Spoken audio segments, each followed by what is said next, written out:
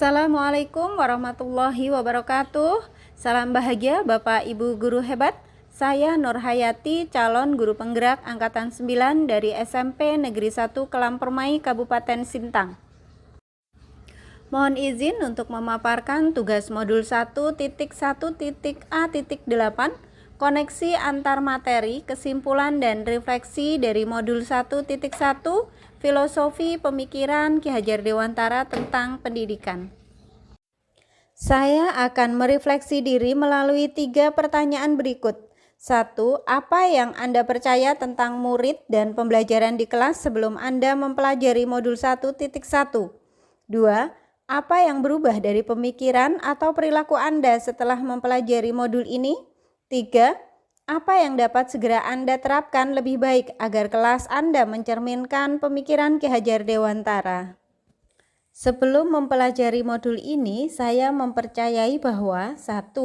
Guru harus menyelesaikan semua materi yang ada pada kurikulum dan harapannya semua murid dapat menguasai materi tersebut.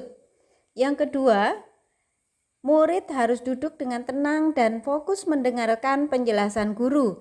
Jika tidak, mereka tidak akan mengerti atau paham, atau yang disebut dengan teacher center. Yang ketiga, keberhasilan pembelajaran diukur dengan pencapaian KKM yang telah ditetapkan. Keempat, penilaian budi pekerti hanya dilakukan pada mata pelajaran agama dan PKN.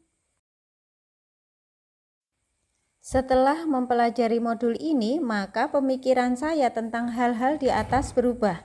Yang pertama, ternyata guru tidak boleh fokus pada menyelesaikan materi pelajaran, tetapi harus lebih fokus pada perkembangan perilaku murid, karena menyampaikan materi hanya salah satu dari proses pendidikan.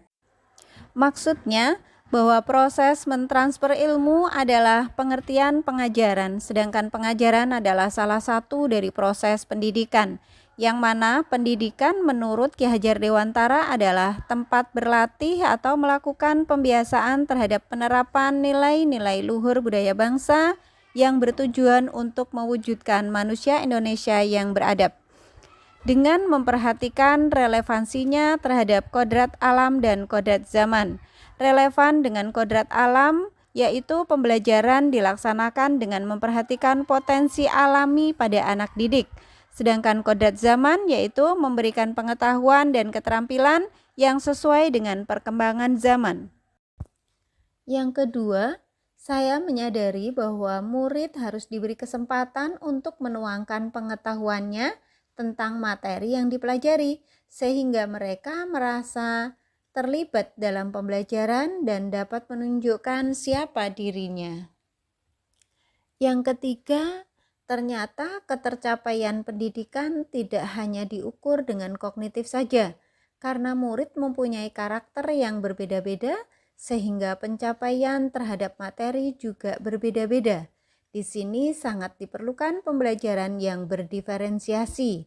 Ternyata keberhasilan dalam pendidikan lebih ditekankan pada munculnya perilaku positif dan menyamarkan perilaku negatif.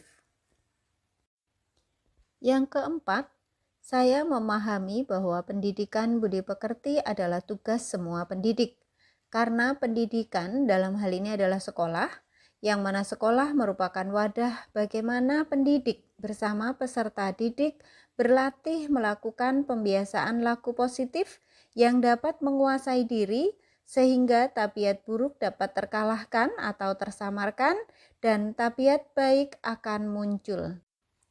Selanjutnya, hal-hal lebih baik yang akan segera saya terapkan di kelas maupun di sekolah yang mencerminkan pemikiran KHD adalah: 1. Merancang pembelajaran yang mencakup aspek kognitif dan afektif.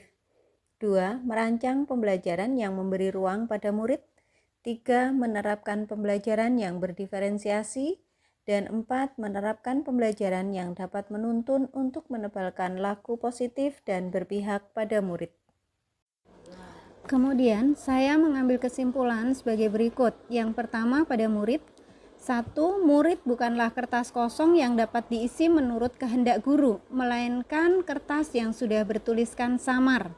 2. Murid bukanlah robot yang hanya bisa dikendalikan sepenuhnya oleh guru, melainkan manusia yang sudah mempunyai kodratnya sendiri. Yang kedua, peran guru. Yang pertama, peran guru adalah menuntun, bukan menuntut. Yang kedua, menebalkan laku positif dan menyamarkan laku negatif, sehingga pendidikan yang berpihak pada murid dapat terlaksana. Ayo semangat Bapak Ibu guru hebat, karena semangat guru adalah kunci kebahagiaan dan kesuksesan murid. Terima kasih sudah menonton. Wassalamualaikum warahmatullahi wabarakatuh.